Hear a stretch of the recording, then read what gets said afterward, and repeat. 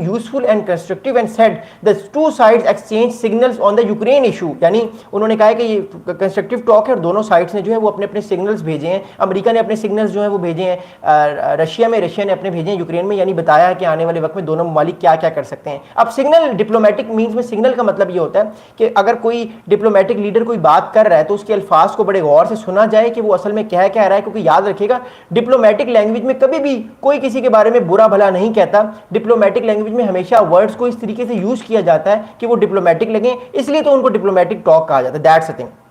Thank you so much Syed Hubei Ali Shah भाई। वालेकुम सलाम, आई एम फाइन, आप कैसे हैं? मेरी वीडियोस को आप देखिएगा, आज बहुत सारे मामला दुनिया में हो रहे हैं, इस वीडियो को एंड तक देखिएगा, सवालात भी कीजिएगा, कोई क्वेश्चन है आपका, आई am here. Thank you so much. अच्छा, अगला इंपॉर्टेंट इशू है कि पुतिन साहब ने भी एक स्टेटमेंट दी है। देखिए पुतिन साहब ने 3-4 दिन पहले जब एक पब्लिक सेमिनार में वो बात कर रहे थे, एक उन्होंने स्टेटमेंट दिया। पुतिन साहब ने कहा है कि in order to solve the issue in peaceful way we need deep conversation and not in public but in the calm quiet of the negotiation process। अच्छा, पुतिन साहब ने, मैंने आपको ये स्टेटमेंट कुछ दिनों पहले भी बताई थी कि पुतिन क्या चाहते हैं।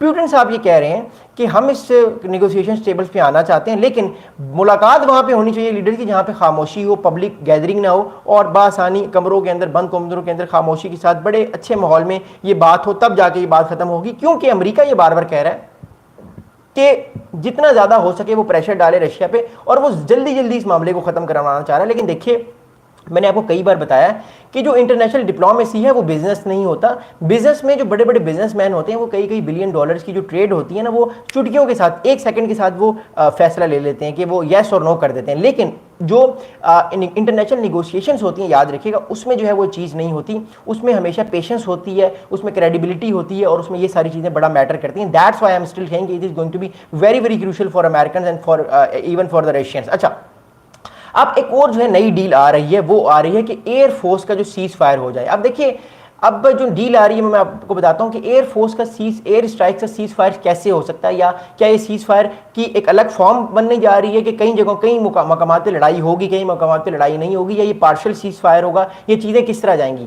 ब्लूमबर्ग ये कह रहा है कि ब्लूमबर्ग को एक रशिया के जो है वो इंडिपेंडेंट मीडिया आउटलेट ने बताया कि the Kremlin might propose a moratorium on air strikes by Russia and Ukraine, an idea mentioned last week by Belarusian President Alexander Lukashenko during a meeting with Putin. Such a move, if agreed, would fall well short of the full and immediate ceasefire that Ukraine and US have been seeking for months, but it would offer some relief to both sides. अच्छा, बात क्या?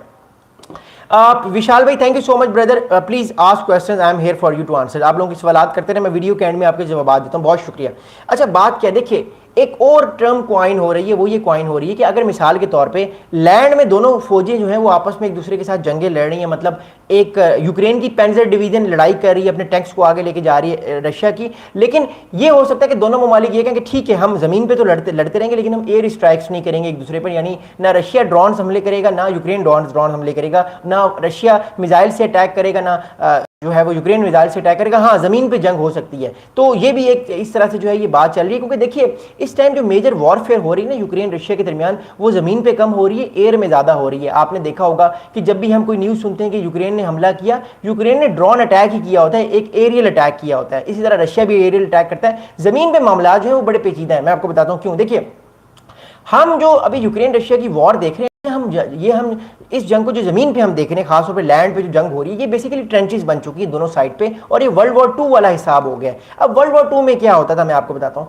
World war 2 में ये होता था कि जो इलाका जिस आर्मी ने कैप्चर कर लिया ना, वो खुदाई करके ना उस पूरे इलाके की कई 100 किलोमीटर की ट्रेंचेस बना लेते थे। ट्रेंचेस क्या होती हैं कि वो खोद के उस जगह को, आपने मूवीज में भी देखा होगा कि वो जगह खोद के इस तरह जो है वो एक नाली की तरह चीजें बन जाती हैं, और फिर उस बड़ी सी एक नाली में वो फौजें बैठी रहती हैं, और अगली फौज है वो आगे नहीं आ सकती। इस तरह वो ट्रेंच बना के उस जगह पे कई साल तक जंग लड़ सकते हैं। तो ये स्ट्रेटजी वो अपनाते हैं। अब यूक्रेन रशिया की वॉर में भी वर्ल्ड वॉर 2 स्टाइल ट्रेंचेस बनी हुई हैं। इस वजह से ना यूक्रेन आगे जा रहा है, ना रशिया आगे जा रहा है। ज्यादातर जो अटैक्स हो रहे हैं वो बेसिकली एयर स्ट्राइक्स के से अटैक्स हो रहे हैं। या तो रशिया अपने जो है वो क्रूज मिसाइल्स फेंक रहा है, या यूक्रेन फेंक रहा है, या रशिया जो है वो ड्रोन अटैक कर रहा है, या यूक्रेन ड्रोन अटैक कर रहा है। तो चीजें भी एयर में है। अगर एयर जो है वो अटैक्स में मॉरिटोरियम लग जाता तो एक तरह से सीज फायर ही समझा जाएगा, बिकॉज जो जमीन है, लैंड है, उस पर कोई इतनी ज्यादा लड़ाई हो नहीं रही। क्योंकि देखिए मैं आपको एक बात बताऊं, जो आज 21st सेंचुरी की जो जंगें हैं ना वो अब एरियल वॉर पे होंगी या साइबर अटैक्स पे होंगी। ज़्यादातर जंगें वो ज़मीनी जंगें वो कम होंगी। उसकी वजह यह है कि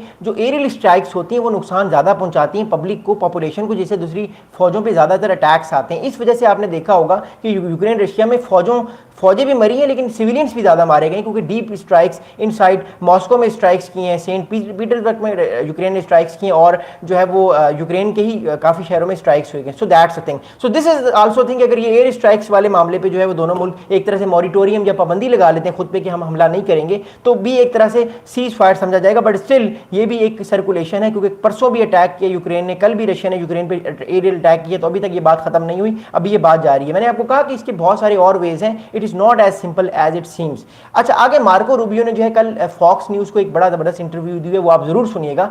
मार्को रूबियो ने जो है वो ये कहा है कि he did not want to exaggerate the progress made during the Witkoff talks with Putin. Hopefully if things continue to progress an opportunity will present itself for the president to meet with both Vladimir Putin and President Zelensky, hopefully in the near future. But obviously a lot has to happen before that can occur. Trump would decide whether to impose the secondary sanctions in the next 24 to 36 hours. अच्छा, बात क्या है? बात ये देखिए कि इस time जो है मार्को रूबियो ने बड़ा इंपॉर्टेंट स्टेट